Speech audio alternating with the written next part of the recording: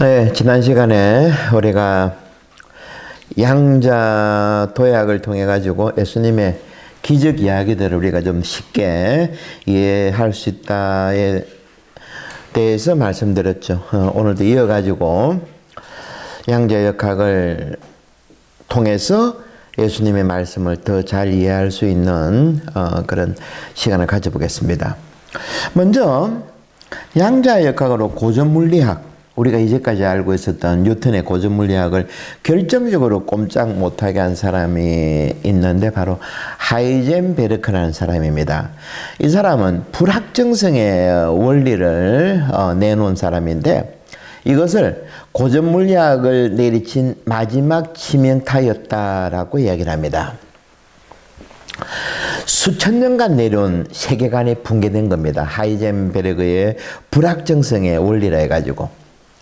불확정성의 원리가 무엇인가? 우리가 뭐 당연히 깊이까지는 들어갈 수 없지만은 대충 말씀드리면, 대략적으로 말씀드리면, 이제까지는 전자와 같은 소위 궁극적인 실체들이 이전의 물리 법칙하고는 전혀 들어맞지 않다는 겁니다.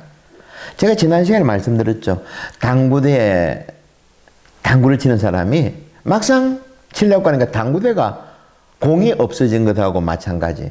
그리고 당연히 장갑 안에는 손이 들어있어야 되는데 가재처럼 가재발이 들어있는 그런 느낌, 이렇게 생각하시면 될 겁니다. 그것들은 전자의 움직임은 위치조차도 종잡을 수 없었다는 겁니다. 이전의 물리학자들은 원자를 생각할 때 원자 안에 중성자와 핵이 있고 그 주위로 전자가 돈다고 보았죠. 마치 태양이 있으면 우리 지구, 화성 이래가지고 이런 별들이 정확한 어떤 거리감을 가지고 시간을 가지고 도는 것처럼. 그런데 양자학자들이 지켜보니까 그것하고는 다르다는 겁니다. 원자 안의 전자는 경계를 가지고 있지 않다는 겁니다. 말 그대로 어디로 튈 줄을 모른다는 거죠. 지 마음대로 도약한다는 겁니다. 그뿐 아니라 궁극적인 실체가 경계가 없기에 측정조차 불가하다는 거죠. 한번 생각해 보십시오. 이 우주 만물이 측정이 불가능하다는 것, 이것이 무엇을 말하는 겁니까? 우리가 한 달 전쯤 해가지고 계속 공부했던 아담 이래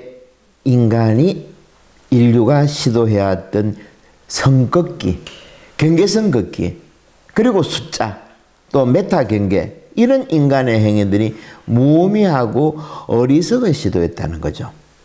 그러니까 몇천 년간 인간이 활동한 모든 것들이 무의미한 짓이었다는 것을 양자 역학을 통해서 깨닫게 되었다는 겁니다. 이것은 엄청난 충격이었습니다.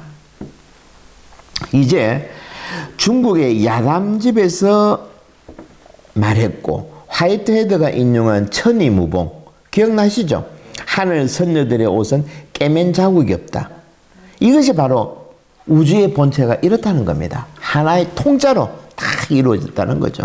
모든 것이 하나의 우주알이라는 겁니다. 근데 재밌는 것은 이것이 예수님께서 돌아가시기 전에 제 아들을 모아놓고 마치 유언처럼 남기신 그 말씀들이 있는데 요한복음 14장입니다. 너희가 나를 알았으니 나의 아버지도 알게 될 것이다.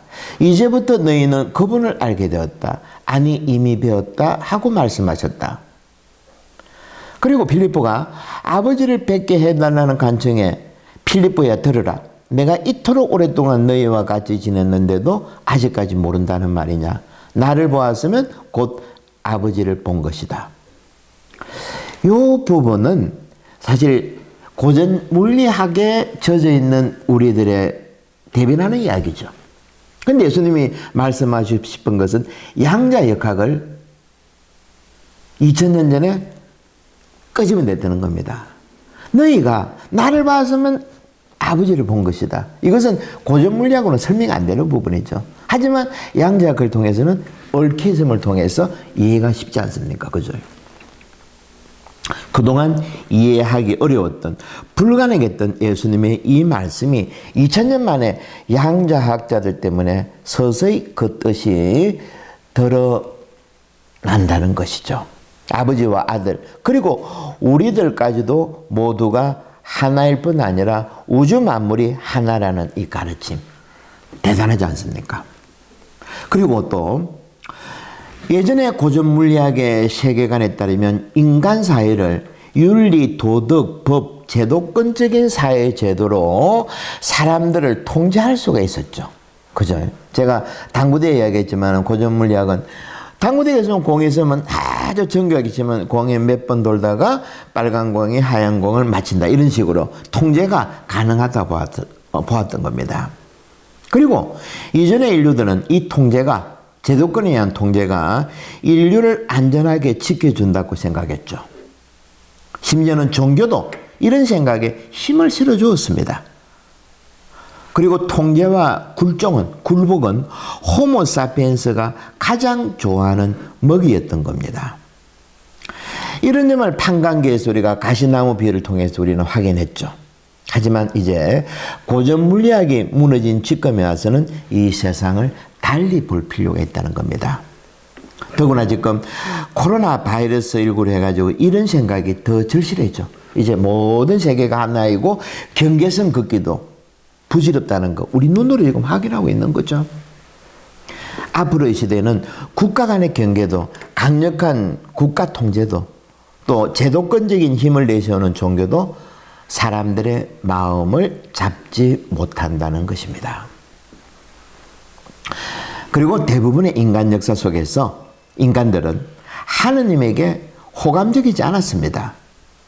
이것을 증명하는 것이 하느님이 나타났을 때 거의 모든 사람들은 하느님이 비호감이었습니다. 때문에 하느님께서 사람들에게 나타났을 때 한결같이 말씀하신 것이 있는데 두려워 마라. 아마 우리들도 똑같습니다. 사람들은 머릿속으로 상상합니다. 하느님이 나타나면 이제 누가 죽어야 하나? 이제 누가 벌을 받지? 또는 하느님 때문에 내가 치러야 할 값은 무엇인가? 이런 생각들이 머릿속을 막 헤매고 다닙니다. 그리고 가장 큰 것은 무엇보다도 내 손에 쥐고 있는 것을 놓기가 싫은 겁니다. 여러분 생각해 보십시오.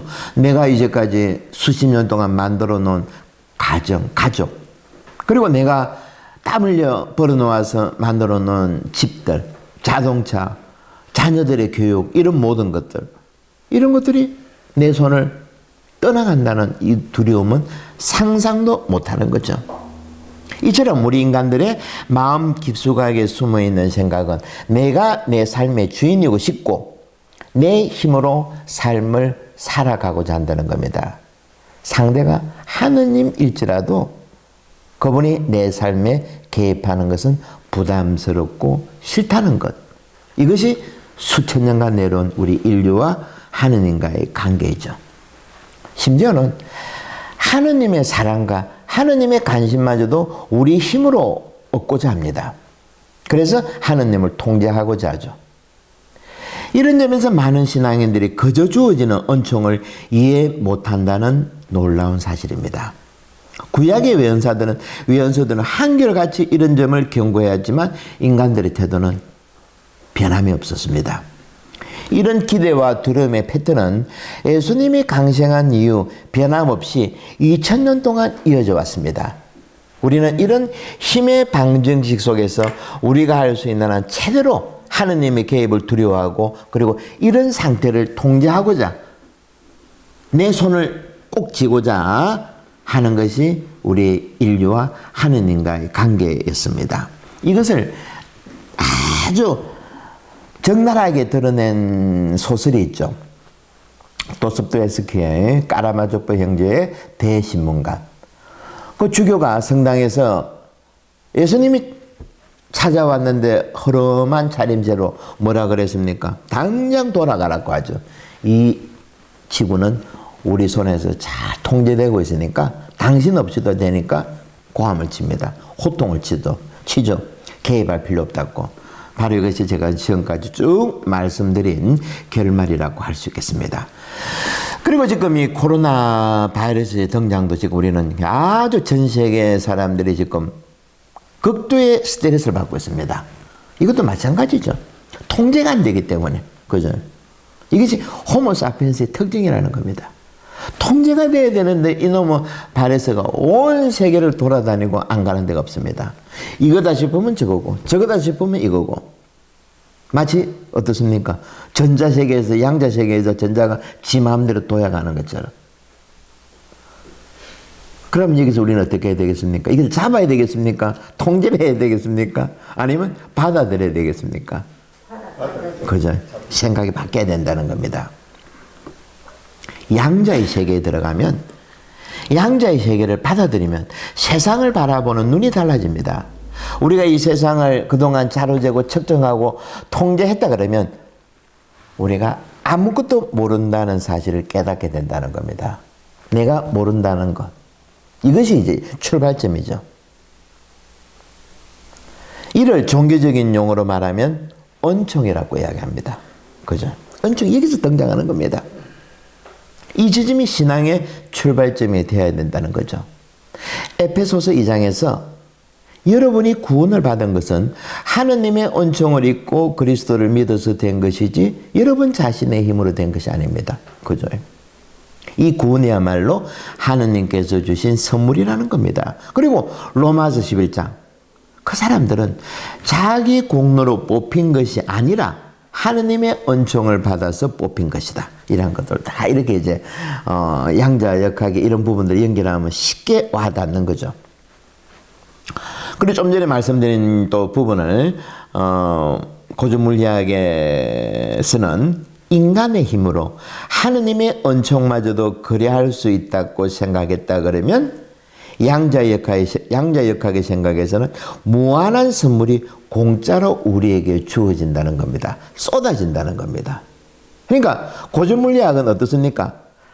제도가, 통제가, 법이 개입하기 쉽죠. 왜냐하면 내가 몇 년도에 이런 죄를 지었으니까 이렇고 저렇고 내가 보수가 이런 전부 다 계산적이었다 그러면 이 양자의 세계는 아무 소용없다는 겁니다.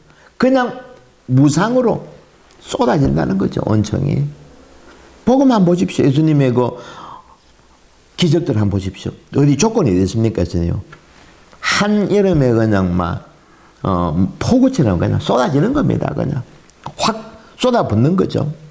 그런데 고전물리학 세계관에 적게 되면 스스로 죄책감을 가지고 내가 옛날에 이랬는데 저랬는데 이런 생각에서 모해난다는 거죠. 그리고 사람을 함부로 판단하는 것도 마찬가지고. 그러니까 삶의 행태가 달라진다는 겁니다. 이 때문에 양자역학이 우리가 조금만 우리가 어찌 감히 양자역학이 어려운 데까지 들어갈 수 있습니까? 불가능한 일이죠. 하지만 양자역학의 수박으로 치면 껍질만 봐도 이 정도로 우리 생각이 바뀌어질 수 있다는 거 대단한 거죠. 그래서 앞으로의 신학은 양자역학에 대해서 많은 연구가 있어야 되지 않겠나 저는 개인적으로 한번 생각해 봅니다. 이처럼 무한한 선물이 공짜로 우리에게 쏟아진다는 것, 이 은총의 근본적인 특성을 경험해 보지 못한 사람들은 늘 성경을 오해합니다. 예수님의 말씀을 잘못 해석한다는 거죠. 그들에게는 성경은 선물이라기보다는 오히려 부담과 업무가 된다는 겁니다.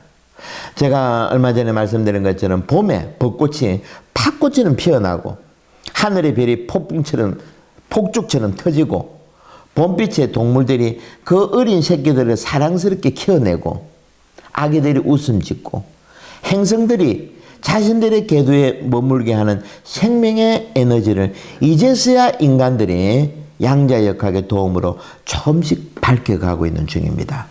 이 에너지가 바로 하느님의 은총이라는 거죠. 풍성함, 후함, 넘침, 영적인 이름이라는 겁니다. 루카복음 6장에서 이를 잘 이야기하고 있죠. 남에게 주어라. 그러면 너희도 받을 것이다. 말에다 누르고 흔들어 넘치도록 후하게 담아서 너희에게 안겨주실 것이다. 그죠? 이처럼 은총은 단지 우리 생존을 위한 형태를 취하기보다는 항상 필요보다 더 많은 것으로 우리는 체험할 수 있습니다. 그런데 문제는 다시 또 돌아갑니다. 거짓된 마음, 에고 한번 봅시다. 우리 인간의 에고는, 거짓 마음은 어떻는가 하면 무엇인가를 공짜로 정당한 이유 없이 받는 방식을 알지 못합니다. 부담스러워 한다는 거죠. 이거는 항상 우리가 희생을 치르고 받기를 원합니다. 이게 뭡니까? 통제죠.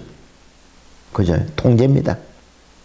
이런 인간의 특성을 너무나 잘 알게 예수님께서는 너희는 종이 아니라 벗이다 라고 했던 겁니다. 이것도 이 말씀은 이렇게 연결되죠. 지금 한번 보십시오. 트럼프가 미국에서 팍! 그 뭐라 합니까? 저 SNS로 막 퍼뜨리는 거 있죠. 통제를 하려고 하기 때문에 이게 안 되는 겁니다. 복잡해지는 거죠. 그 사람은 모르겠다는 이 중요한 사실을. 이게 고전 물리학의 어떤 그 사로잡힌 보상, 법 이런 식이라는 거죠. 이런 사고방식에서 벗어나야 된다는 겁니다. 누군가 재밌는 말을 했습니다. 가만 들어보십시오. 어떤 천사가 한 손에는 횃불을 들고 다른 한 손에는 물양동이를 들고 길을 따라 걷고 가고 있습니다. 그때 한 여인이 천사에게 물었습니다. 천사님, 그 횃불과 양동이로 무엇을 하시려는 겁니까? 천사가 이렇게 말하는 겁니다. 횃불로는 천국에 있는 대저택들을 불질러 버릴 것이고 물양동에 가지고는 지옥의 불을 끌 것이다. 그래야 우리는 누가 진정으로 하느님을 사랑하는지를 보게 될 것이다. 참 멋진 표현이죠. 그죠? 우리도 천국이라는 개념도 우리도 잘못 세뇌 받았다는 겁니다. 천국은 대저택이 없습니다. 천사가 대저택이 있다 그러면 그걸 불을 사지른다고 하는 거고, 지옥에는 불구덩이가 없다는 겁니다.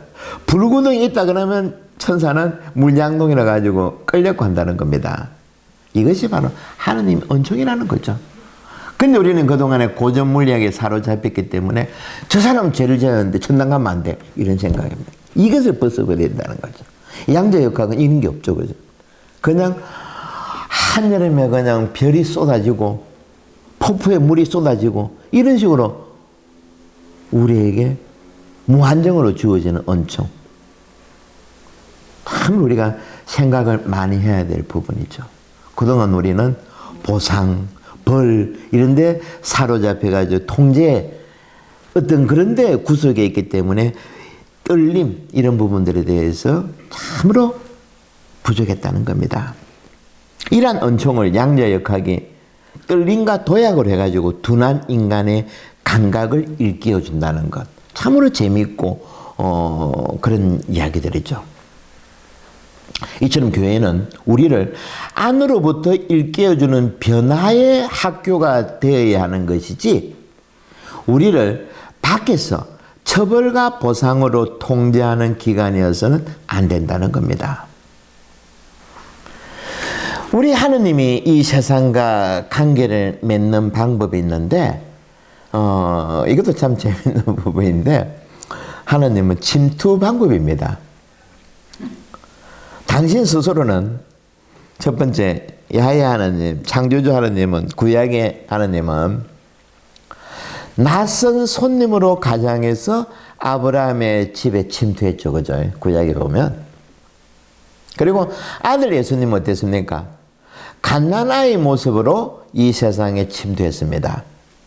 마지막으로 성령은 우리 몸 안에 마치 세포처럼 깊숙하게 침투하셨다는 겁니다.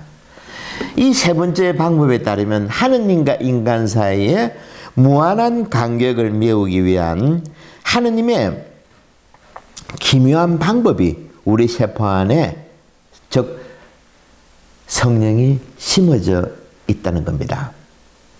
근데 재미있는 것은 또 하느님께서 성령께서 우리 안에 살고 계신다는 이 교리가 우리 민족의 종교라고 하는 동학에서도 발견됩니다. 인내천 사상, 말 그대로 사람이 곧 하느님이다. 그런데 이런 사상이 역사적으로 세계 어느 종교에서도 찾아볼 수가 없습니다.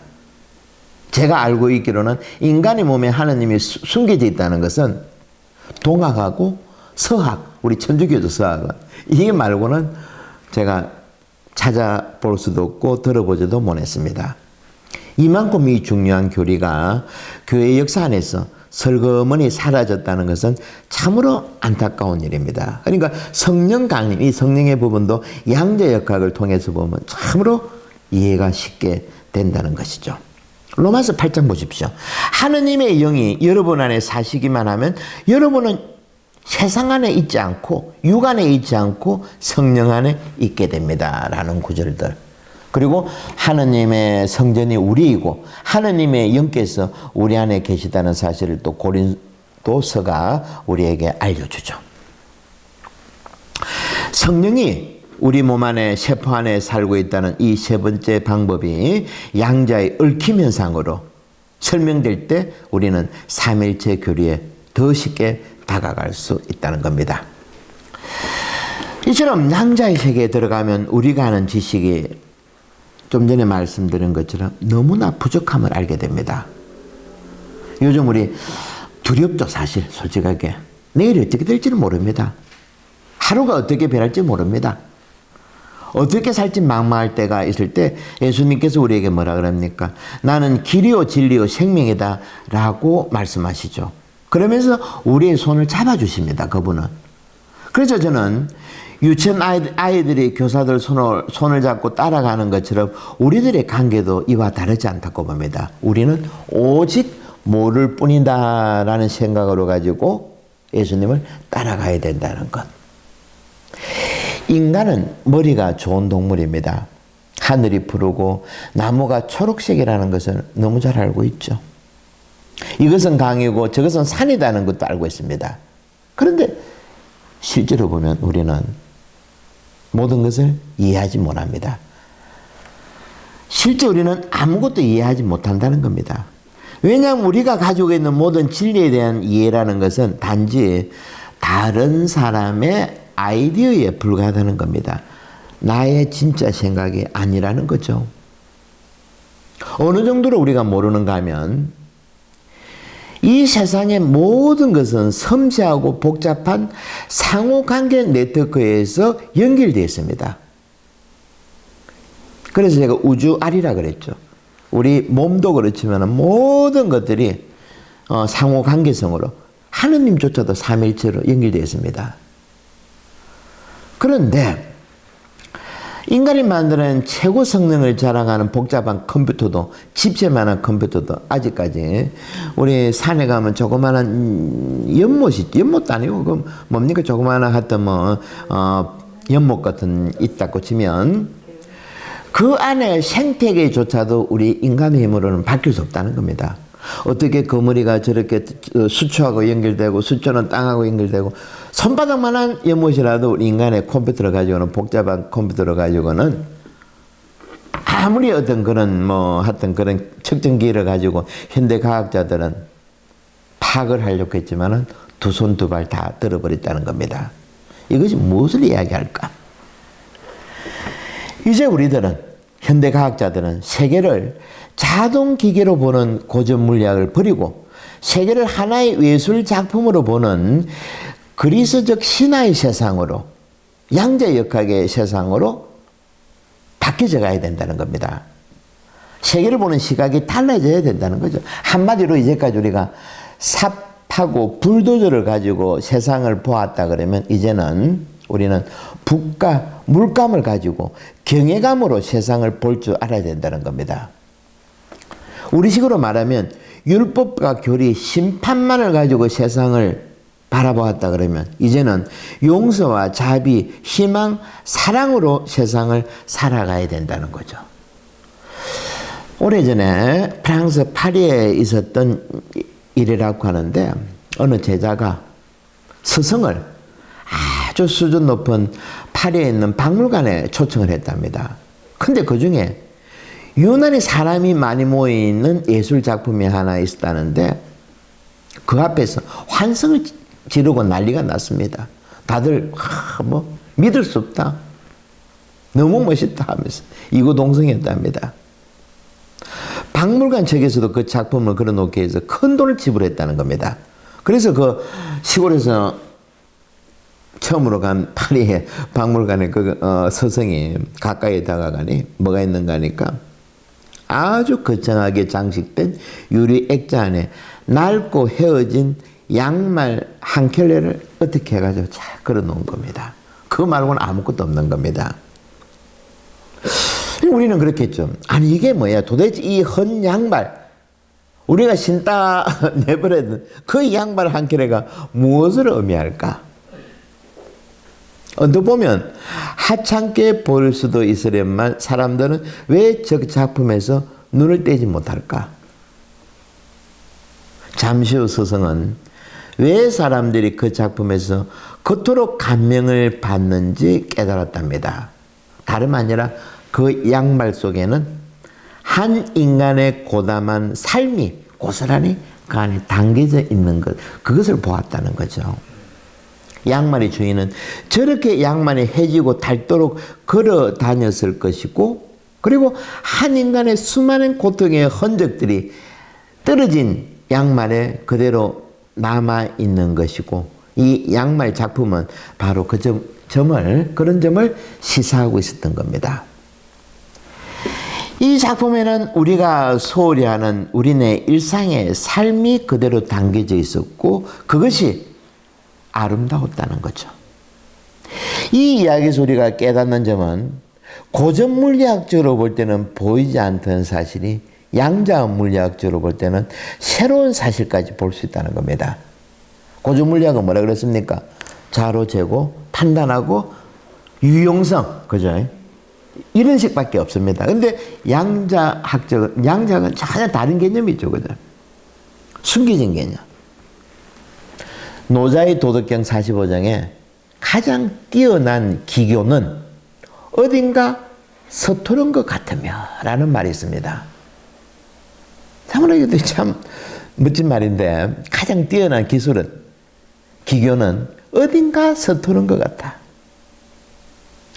피카소의 그림을 보면 어떤 느낌이 듭니까, 여러분아? 마치 아이가 그린 거, 그쵸? 그죠? 아이가 그냥. 하지만 피카소는 우리 세계의 가장 위대한 화가 중에 한 사람입니다. 그런데 그의 그림은 아이가 그린 것 같은데, 바로 그것이 노자의 말대로 가장 뛰어난 기교는 어딘가 서투른 것 같다. 연결되는 부분입니다. 미켈란젤로와 비교하면 미켈란젤로는 뉴턴의 고정 물리학처럼 완벽하죠. 아주 사진을 찍은 것처럼 완벽합니다. 하지만 미켈란젤로의 그림이나 고전 물리학은 전체적이지 못하다는 겁니다. 그리고 여기서도 예수님의 말씀을 빠뜨릴 수가 없죠. 예수님께서 뭐라 했습니까? 너희가 아이들처럼 다시 태어나지 않으면 하늘나라에 갈 수 없다. 이제 무슨 싹 드러나죠, 그죠? 여러분 생각해 보십시오. 피카소가 그림을 사실적으로 못 그려서 그렸겠습니까? 아니죠, 그죠? 피카소가 훈련되지 않아서 아이처럼 그런 것이 아닙니다. 그는 이미 훈련되어 있습니다. 그러다가 어느 날 너무도 완벽해져서 그가 익힌 기교를 다 버린 겁니다. 기교가 필요하지 않게 되었죠. 그때 어떻게 됐습니까? 너무나 자연스럽게 예수님의 말처럼 어린아이처럼 그릴 수 있게 되었다는 겁니다. 그러니까 양말 한 켤레에서 노자 이야기, 피카소 이야기, 예수님의 복음을 하나로 쭉 연결되죠. 그죠? 제가 요즘 그런 이야기를 합니다. 나이가 많아도 계속 자기를 바꿀 태세가 있는 사람이 가장 현명하고 인생을 잘 살아가는 사람이라고 이야기를 하죠. 이 말입니다. 예수님께서는 하늘나라에 가까이 있는 어린아이는 항상 자기 마음을 바꾸고 자기가 모르는 것에 호기심을 가지는 사람인 것이지, 단지 철부지 아이를 이야기하는 게 아닙니다. 징징거리 이런 게 아니고. 근데 우리는 아직도 완벽을 추구하는 바벨탑의 신앙을 추구해서는 안 된다는 거죠. 그래서 제가 이야기하죠. 100만 묵주기도 바친다고 뭐 교회가 바뀝니까? 그죠? 참으로 성경 필사를 100번 쓰십시오, 우리가. 뭐 성경 내용이 바뀌는 거 아니라는 거죠. 완벽해질수록 어린아이가 되어야 된다는 거. 피카소 이야기. 완벽한 실력을 하게 되면 떨어진다는 겁니다. 예. 19편은 여기서 마치고 또 다음 시간에 이어가지고 조금 더 양자역학과 성경하고 예수님 말씀하고 연결해 보겠습니다.